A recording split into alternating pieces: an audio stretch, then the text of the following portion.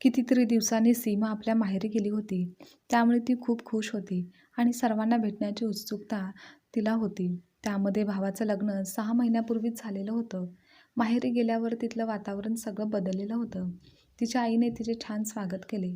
सीमाची वहिनी प्राची किचनमध्ये होती. सीमा प्राचीला जाऊन भेटली आणि म्हणाली, "कशी आहेस वहिनी? बरी आहेस ना? नवीन घरात ॲडजस्ट व्हायला सुरुवातीला वेळ लागला असेल ना?" त्यावर प्राची म्हणाली, "हो ताई, मी ठीक आहे," असं मोजक्याच शब्दात तिने उत्तर दिलं. वहिनीच्या चेहऱ्यावर शांतता स्पष्ट दिसत होती. पुढे प्राची म्हणाली की, "ताई, तुम्ही थकला असाल. तुम्ही जाऊन फ्रेश व्हा. मी तुमच्यासाठी चहा बनवते." सीमाला हे सगळं विचित्र वाटलं. आत्ताशी लग्नाला काहीच महिने झाले आहेत आणि इतक्यात तिच्या वहिनीच्या चेहऱ्यावरील तेज निघून गेलं होतं. ती खूप नाराज, उदास वाटत होती. पण लगेच तिला कसं काय बोलणार म्हणून सीमा काहीच न बोलता पुन्हा ती आपल्या आईजवळ गेली. आईला मिठी मारली. तेव्हा आई तिला म्हणाली की, "अगं, एवढी मोठी बॅग आणायची काय गरज होती? येथे तुझी आधीचे कपडे आहेत ना, मग तेच घालायचे." "हो आई, मी पुढच्या वेळी लक्षात ठेवेन," असं बोलून सीमा फ्रेश होण्यासाठी गेली. तोपर्यंत प्राचीने सीमासाठी चहा बनवला होता. पण सीमाला मनातून कुठे ना कुठे वाटत होतं की प्राची जे काही काम करत आहे ते फक्त फॉर्मॅलिटीज म्हणून करत आहे. तिच्या वागण्या बोलण्यात औपचारिकता दिसून येत होती. तिच्या तोंडावर उत्साह अजिबात दिसत नव्हता. कुठे ना कुठे ती आपल्या परकेपणाची जाणीव करून देत आहे असंच सीमाला वाटत होतं. त्यानंतर सीमा बोलते, "हे बघ वहिनी, मी तुझ्यासाठी काय आणलं आहे." सीमाने मस्तपैकी साडी व त्याला मॅचिंग ज्वेलरी प्राचीच्या हातात दिली. प्राचीने ती साडी व ज्वेलरी पाहिली आणि ती साडी घेतली आणि आपल्या सासूबाईंजवळ नेऊन दिली. हे पाहून सीमाला थोडं विचित्रच वाटलं. म्हणून ती म्हणाली, "काय गं वहिनी, मी आणलेली साडी ज्वेलरी तुला आवडली नाही का? तू लगेच नेऊन आईजवळ का दिली?" "साडी तर खूप छान आहे. मला तर खूप साडी आवडली आहे. पण काय? वहिनी, ही साडी मी तुझ्यासाठी आणली आहे ना, मग तुझ्याजवळ ठेव की." असं बोलत सीमा आईजवळची साडी घेऊन ती प्राचीकडे देते. तेव्हा प्राची द्विधा मनस्थितीत ती साडी घेऊन तशीच उभी राहते. तेव्हा सासूबाई फक्त दोघींकडे पाहत होत्या. "आई, वहिनीला काय झालं आहे? ती अशी का वागत आहे? तिला कशाचं टेन्शन आहे का?" तेव्हा आई प्राचीकडे पाहत बोलल्या, "अगं सूनबाई, अशी का उभी आहेस? आता हातात जी साडी आहे तशीच घेऊन उभी राहणार आहेस का? जाऊन ठेव कुठेतरी. सर्वांसमोर नाटक करण्याची सवयच लागली आहे तुला." सासूबाईंचं एकदम तिखट शब्दात बोलल्या, पण आपल्या नंदेकडून आपल्यासाठी असलेला आपलेपणा व काळजी पाहून प्राची भावनिक झाली आणि तिचे डोळे भरून आले. आणि हे नेमकं सीमाने पाहिलं होतं. सीमा खूप दिवसांनी माहेरी आली होती. त्यामुळे तिने सगळ्यांसाठी काही ना काही वस्तू आणल्या होत्या. त्या तिने सर्वांना दिल्या. दुपारची सर्व कामे आवरल्यानंतर सीमा प्राचीच्या रूममध्ये गेली आणि म्हणाली की, "वहिनी, तू आणि दादा हनीमूनसाठी फिरायला गेला होतात तर आमच्यासाठी काय आणलं की नाही?" असं सीमा प्राचीची मस्करी करत म्हणाली. तेव्हा चेहऱ्यावर खोटं हसू आणत प्राची खाली नजर करत उभी राहिली आणि आता यावर नणंदबाईला काय उत्तर द्यायचं याचंच टेन्शन तिला आलं होतं. इतक्यात सीमाचा लहान भाऊ तेजस आतमध्ये येत म्हणाला की, "अगं ताई, वहिनीने सर्वांसाठी छान छान वस्तू आणल्या होत्या. पण वहिनीने आणलेल्या सगळ्या वस्तू तर आईजवळच आहेत आणि वहिनीने काय काय आणलं आहे हे आईच तुला दाखवेल. त्यामुळे तू आईला विचार की तिने ते सामान लपवून का ठेवलं आहे." "तेजस, तू आजकाल खूप बोलत आहेस," आई रागातच त्याला बोलली. "आई, एवढं ओरडून बोलायची काहीच गरज नाही. तो बरोबर तर बोलत आहे." प्राचीचा नवरा कबीर इतक्यात येत बोलला. आई बोलते, "आता तू पण तुझ्या बायकोच्या बाजूने बोलायला लागलास आहे की काय? वाटलं नव्हतं इतक्या लवकर बदलशील." "सीमाताई, आता तूच सांग, यामध्ये आता माझी काय चूक आहे आणि कशी आहे? मी माझ्या बायकोची, प्राचीची बाजू कुठे घेतली आहे? मी तर फक्त एवढंच म्हणालो की तेजस बरोबर बोलत आहे. लग्न झाल्यापासून आईला काय झालं आहे काय माहिती नाही. जेव्हापासून लग्न झालं आहे तेव्हापासून मी काहीही बोललो तर तिला वाटतं की मी माझ्या बायकोच्या बाजूने बोलत आहे. मी जर योग्य व बरोबरीच्या बाजूने बोलू शकत नाही का?" आता तेथे वातावरण खूप तापलेलं पाहून प्राची उठली आणि हॉलमध्ये जाऊन बसली. तेथे हॉलमध्ये जाऊन ती इमोशनल झाली आणि तिच्या डोळ्यातील अश्रू पण थांबत नव्हते. पण कोणी पाहू नये म्हणून तिने नकळत आपल्या पदराने डोळे पुसले आणि निघून गेली. तेव्हा ती विचार करू लागली की आता लग्नाला आत्ताशीच काही महिने झाले होते. तोपर्यंत एवढे हाल आहेत. मग पुढे तर काय होणार आहे काय माहिती? या विचाराने ती घाबरली होती. सीमाने आता सगळ्यांसाठी गिफ्ट घेऊन आली होती. लहान भावासाठी तिने टी-शर्ट आणि आईसाठी साडी घेऊन आली होती. सीमाने खूप मनापासून खरेदी केली होती. बाबांसाठी सायलीने मस्तपैकी शाल घेतली होती आणि तिला हे चांगलंच माहिती होतं की तिच्या वडिलांनी गपचूप तिच्या बॅगेमध्ये पैसे दिले होते, घातले होते. कारण का आपल्या मुलीने बिनधास्त मनसोक्त शॉपिंग करावी असं त्यांना वाटत होतं. तर इकडे प्राचीने सुद्धा नणंद, दीर आणि सासूबाई, सासरे यांच्यासाठी खरेदी केली होती. ते दोघे खूप आनंदाने घरी परतले होते आणि घरी आल्यावर प्राची आपल्या सासूला सगळ्यांच्या वस्तू दाखवत होती. पण सासूबाई तर त्या वस्तू जमा करत होत्या आणि त्यांच्या कपाटात नेऊन ठेवत होत्या. सीमाच्या भावाने आपल्या बायको प्राचीसाठी एक छानसा ड्रेस घेतलेला होता. पण तो दाखवताना सासूने तिच्या हातातून तो काढून घेतला आणि म्हणाल्या, आता तुला ड्रेस घालायची काहीच गरज नाही. त्यापेक्षा तो ड्रेस माझ्याकडेच कपाटात राहू दे. कोणाच्या तरी उपयोगी येईल. हे पाहून प्राची आश्चर्यचकित झाली. नवऱ्याने किती प्रेमाने तिच्यासाठी तो ड्रेस घेतला होता आणि तो सुद्धा तिला दिला नाही. याचं दुःख प्राचीपेक्षा जास्त तिच्या नवऱ्यालाच होत होतं. त्याला आईचं वागणं सहन झालं नाही. तो आईला काहीतरी बोलणारच होता. पण प्राचीने त्याला खुणवून गप्प बसण्यासाठी सांगितलं. 4-5 दिवसांनी प्राचीचा भाऊ घरी आला आणि तिला म्हणाला की प्राचीताई, फिरायला जाऊन आलीस ना? आणि माझ्यासाठी तू काय काय आणलं आहेस की नाहीस? आणि मला दाखव बरं. आता दाखवते, 1 मिनिट थांब असं म्हणून प्राची सासूबाईंजवळ गेली आणि म्हणाली की आई, मी माझ्या भावासाठी आणि आईवडिलांसाठी जे गिफ्ट आणलं होतं ते जरा देता का? मला त्यांना त्या वस्तू द्यायच्या आहेत. सूनबाई, तू हे काय बोलत आहेस? तुझे आईवडील तू आणलेलं गिफ्ट का घेतील? तेव्हा प्राचीने आपल्या नवऱ्याला ही गोष्ट सांगितली. तुम्हीच आता त्यांना विनंती करून द्यायला सांगा. तेव्हा कबीर त्याच्या आईकडून तिच्या माहेरच्या सर्वांचे गिफ्ट घेऊन येतो. पण त्यासाठी त्याला आईचे खूप बोलणे ऐकावे लागतात. आणि एवढंच नाही तर प्राचीच्या लग्नात आणि माहेरून जे काही सामान, जे काही कपडे, ज्या साड्या, ज्या काही सगळ्या वस्तू आल्या होत्या तेवढ्या सासूबाईंनी स्वतःच्या कपाटात नेऊन ठेवल्या होत्या. आणि तेव्हाच प्राचीला आता कळलं होतं की आता या वस्तू तिला मिळणं शक्यच नाही. लग्न झाल्यानंतर पाहुण्यांच्या घरी गेल्यावर ज्या काही साड्या पाहुण्यांनी दिल्या होत्या त्यासुद्धा साड्या सासूबाईंनी आपल्याच कपाटात नेऊन ठेवल्या होत्या. आणि सासूबाईला कुठे पण जायचं असेल तर त्या प्राचीच्याच साड्या घालून जायच्या. हे प्राची पाहायची, पण ती काही बोलू शकत नव्हती. आणि रुखवताचं सामान तर प्राचीने खूप प्रेमाने खरेदी केलं होतं. काही गोष्टी तर स्वतःच्याच हाताने बनवल्या देखील होत्या. पण ते सामानसुद्धा तिच्या हाती काही लागलंच नाही.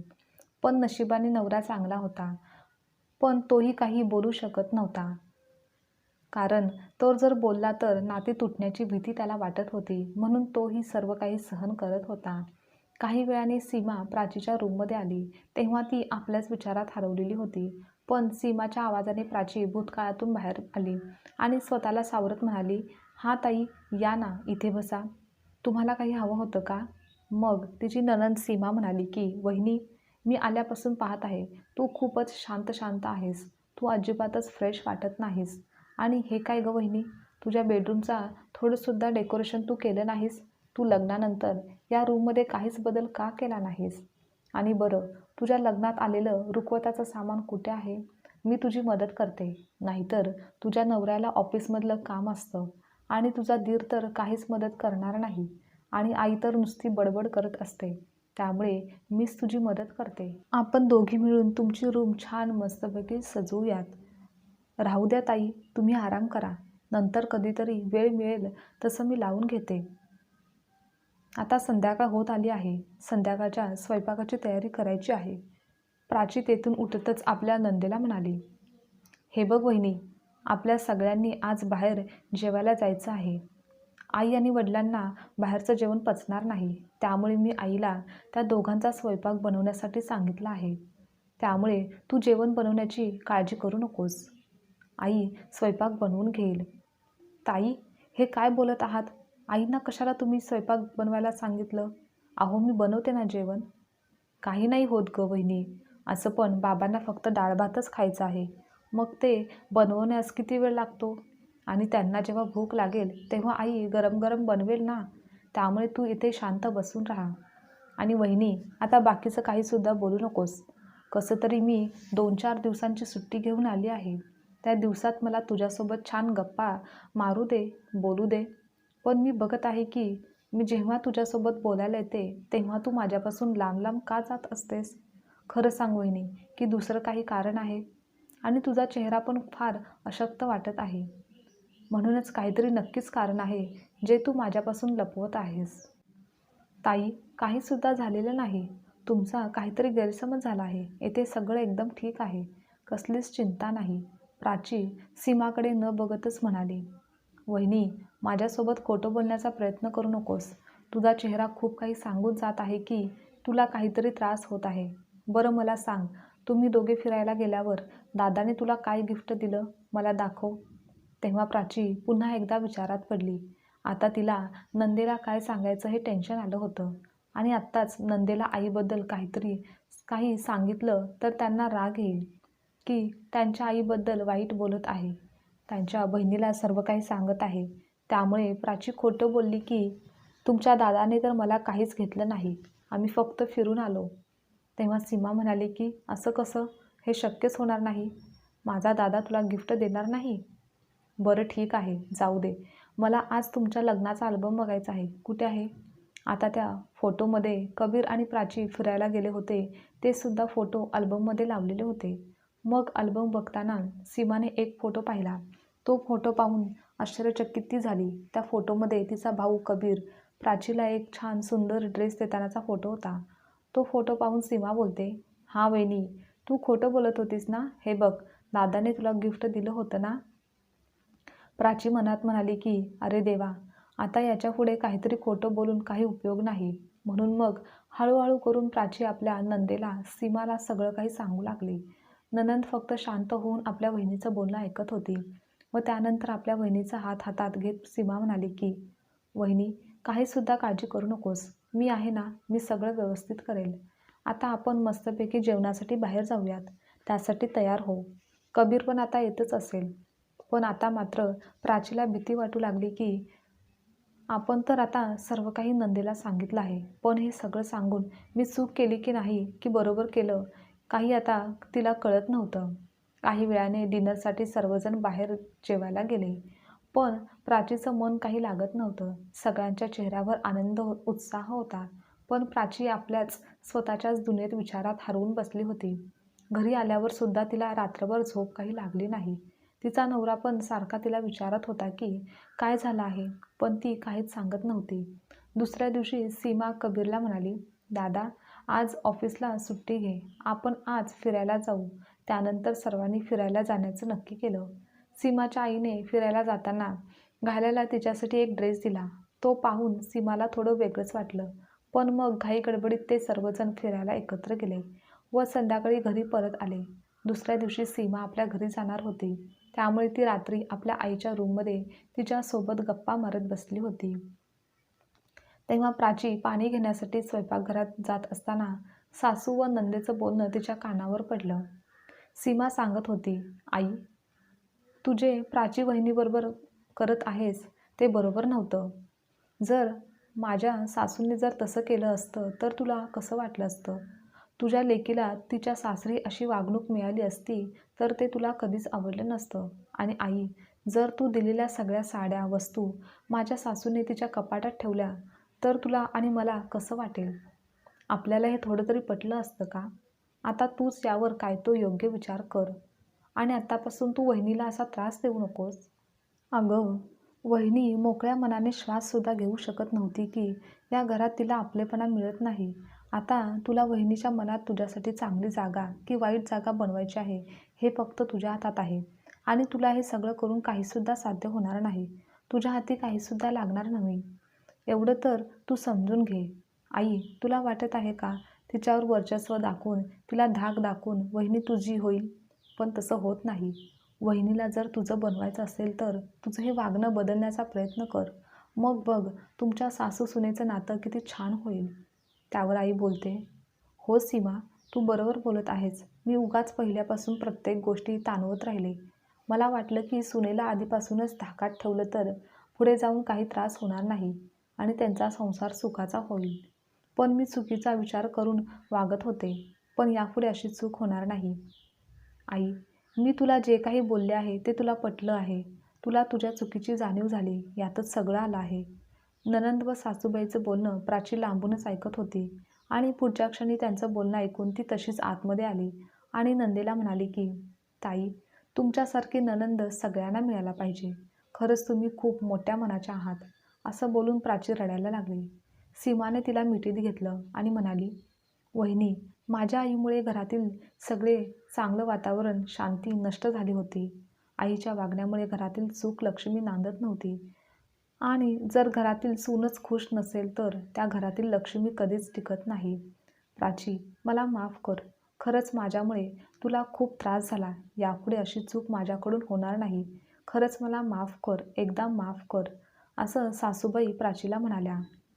आई, तुम्ही माझ्यापेक्षा खूप मोठे आहात. तुम्ही माझी माफी मागू नका. मी तुमच्यावर कधीच रागावलेली नव्हती आणि रागवणार पण नाही. तुम्हाला तुमची चूक समजली यातच सगळं काही आलं आहे. आणि तसंही आजच्या सासू-सुना दोघेही समजून असतात की दोघींनी एकमेकांसोबतच मिळतं-जुळतं घेण्यातच खरं जीवनाचा आनंद आहे. भांडण, वादविवाद करून स्वतःच्या आणि दुसऱ्यांचे आयुष्य संकटात टाकल्याने काहीच फायदा होत नाही. त्यामुळे दोन्ही बाजूंनी त्रास वाढणारच असतो. त्यामुळे दोन्ही बाजूने त्रास होण्यापेक्षा समजून घेऊन वागणं केव्हाही चांगलं आहे. आज संध्याकाळच्या गाडीने सीमाने सासरी जायचं ठरवलेलं होतं. ती जाणार होती म्हणून सर्वजण तिला पोहोचण्यासाठी स्टेशनवर जातात व सीमा आपल्या घरी जाते आणि संध्याकाळी जेव्हा प्राची, कबीर घरी आल्यावर पाहतात तर प्राचीची रूम एकदम सजलेली होती. ते पाहून प्राचीला तर विश्वासच बसत नव्हता की ही त्यांचीच खोली आहे. तितकी छान ती सजवलेली होती. रूममध्ये छान बदल केले होते.